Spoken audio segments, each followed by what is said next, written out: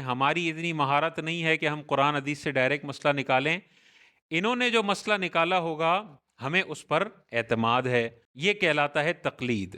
کسی امام کے قول پر اعتبار اور اعتماد کرتے ہوئے اس کی بات مان لینا کہ انہوں نے قرآن حدیث سے مسئلے نکال کر ہمیں سکھائے ہیں، یہ تقلید کہلاتا ہے. یہ شرعی معاملات میں بھی ہوتی ہے اور دنیاوی معاملات میں بھی ہوتی ہے.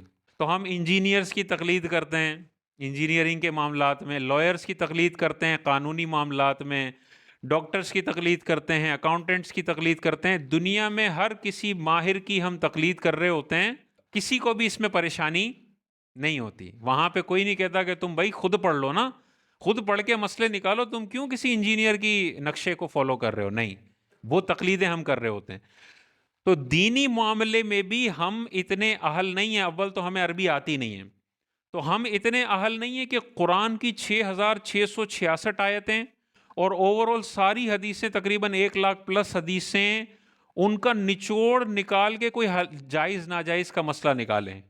ہمارے اندر یہ صلاحیت ہے نہیں. جو عربی اللسان ہے، جس نے ساری زندگی عربی بولی ہے، اس میں یہ صلاحیت نہیں ہے کہ قرآن حدیث سے ڈائریکٹ مسئلے نکال سکے. ٹھیک ہے، تو ہمیں لازم ہے کہ ہم کسی دینی ماہر کے قدموں سے وابستہ ہو جائیں اور انہوں نے جو قرآن حدیث کی تشریح ہمیں کر کے دی ہے نا، اس کو ہم فالو کریں. ٹھیک ہے، تو ہمیں 4 ائمہ نظر آتے ہیں: امام ابو حنیفہ، امام شافعی، امام مالک اور امام احمد بن حنبل. امت کا اس بات پر اجماع ہے کہ یہ 4 ائمہ جو ہیں ائمہ مجتہدین ہیں. انہوں نے قرآن پر غور کیا، حدیثوں پر غور کیا، صحابہ کی پوری زندگیوں پر غور کیا، اور پھر ہمیں فقہی معاملات پورے مدون کر کے دیے. نکاح کے سارے مسائل انہوں نے کتابوں میں لکھ کے دیے. نماز، روزہ، حج، زکوٰۃ، خرید و فروخت، طلاق، سارے مسائل کتابوں میں لکھ کر ایک سلیبس کے طور پر ہمیں فراہم کر دیے، اور بتا دیا کہ بھائی تم ڈائریکٹ قرآن حدیث سے نکالنے جاؤ گے تو ہر ایک میں اتنی صلاحیت نہیں ہے. یہ ہم نے مسائل نکال کے تمہیں دے دیے. ہر مسئلے کے پیچھے قرآن حدیث سے دلیل موجود ہے. ہمیں ان 4 میں سے کسی ایک کی تقلید کرنا ہم پر فرض ہے. اگر آپ نہیں کرتے ہیں اور براہ راست قرآن حدیث سے مسئلے نکالنے کی کوشش کرتے ہیں، تو آپ بخاری میں دیکھیں گے حدیث نمبر 30 کہہ رہی ہے یہ کام کرنا جائز، حدیث نمبر 330 کہے گی یہ کام کرنا ناجائز. جیسے عدت کے معاملے میں ہے، وفات کی عدت قرآن میں 1 سال بھی لکھی ہوئی ہے اور 4 مہینے 10 دن بھی لکھی ہوئی ہے. 1 سال والی عدت والی جو آیت ہے وہ منسوخ ہو گئی، اور 4 مہینے 10 دن والی آیت آج کے دور میں بھی نافذ العمل ہے. ٹھیک ہے، تو یہ علماء نے فیصلہ کرنا ہے کس آیت کا کیا مطلب ہے حدیث کی روشنی میں اور صحابہ کی زندگی کی روشنی میں، اور اس کا پھر نچوڑ نکال کے ہمیں علماء فراہم کریں گے. ہم میں صلاحیت نہیں ہے کہ ہم ڈائریکٹ کر سکیں.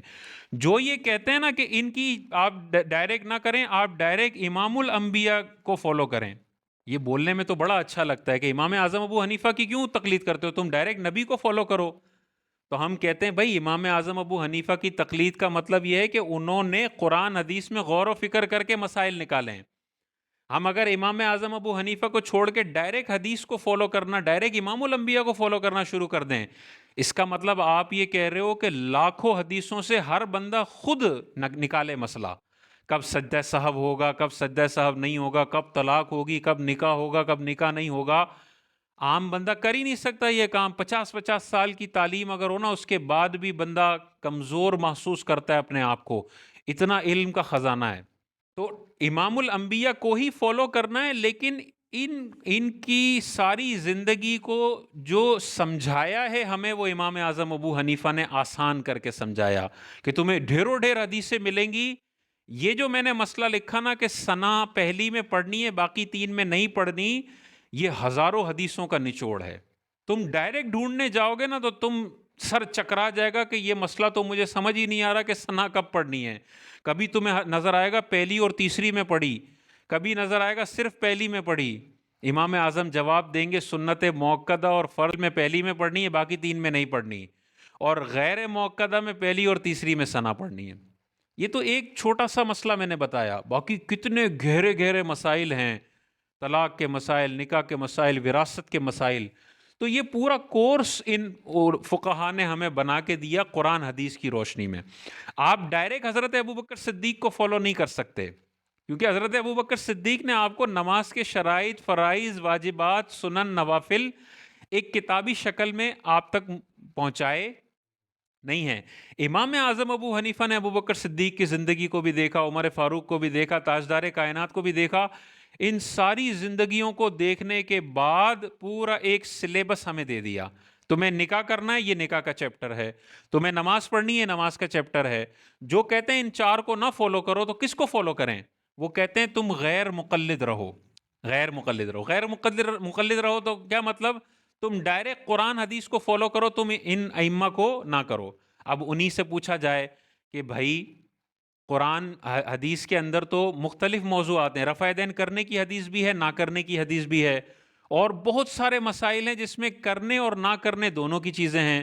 قرآن مجید میں جیسے ابھی ہم نے دیکھا والمطلقات یتربصن بانفسہن ثلاثۃ قروء، اور مطلقہ عورتیں اپنے آپ کو 3 قروء تک روکے رکھیں. قروء کے 2 مطلب ہوتے ہیں، پاکی کے ایام بھی قروء کہلاتے ہیں اور ناپاکی کے ایام بھی قروء کہلاتے ہیں. اب اس غیر مقلد سے پوچھا جائے بتا یہاں پہ کیا مراد ہے، تو وہ کیا کہے گا؟ غیر مقلد عالم کہے گا میں اپنے لوگوں کو بتاتا ہوں اس سے مراد حیض ہے اور اس سے مراد طہر ہے. ہم کہتے ہیں کہ بھائی تو نے قرآن کی تشریح کر کے اپنے نیچے ایک بندے کو بتایا اور اس نے تیری بات مان لی، یہی تو تقلید ہے. تو ہم آپ کی قرآن حدیث کی تشریح کیوں مانیں جبکہ اتنے بڑے بڑے ایکسپرٹس نے قرآن حدیث کی تشریح آج سے سینکڑوں سال پہلے کر کے چلے گئے.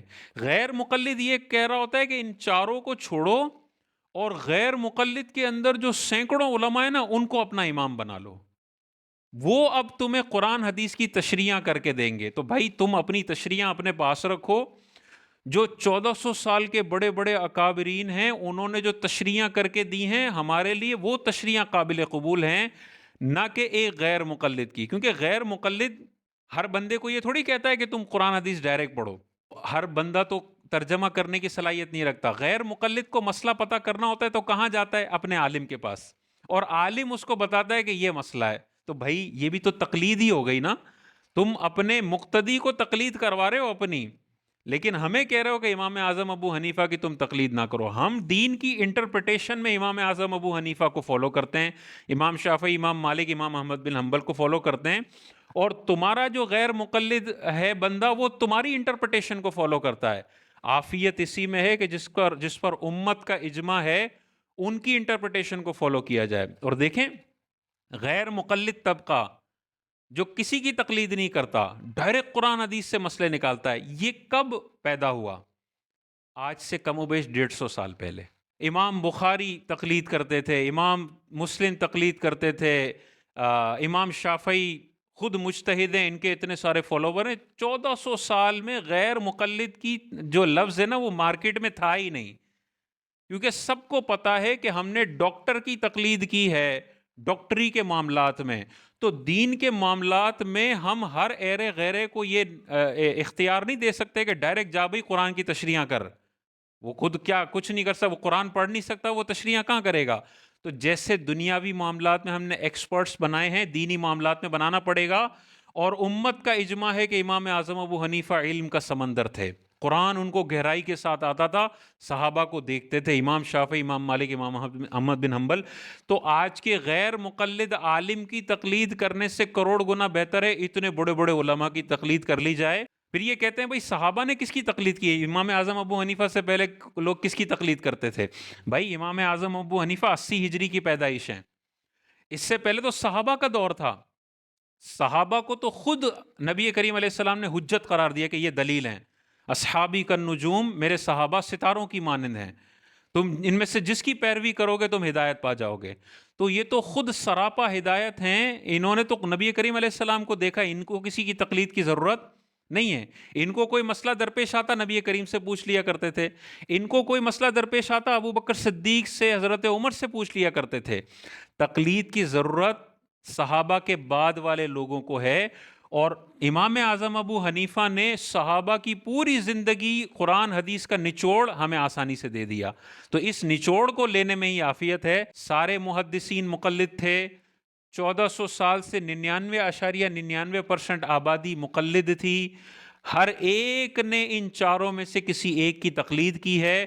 ان سے پہلے والوں کی تقلید اس لیے نہیں کی کہ انہوں نے سلیبس ہمیں بنا کے دیا ہے، ان سے پہلے اس طرح سے اسٹرکچرڈ سلیبس نہیں تھا، اور ان کو فالو کرنا حقیقت میں قرآن حدیث اور صحابہ کو ہی فالو کرنا ہے۔ انہوں نے کوئی اپنا نیا دین ایجاد نہیں کیا، انہوں نے قرآن حدیث کا ہی نچوڑ امت تک پہنچایا ہے۔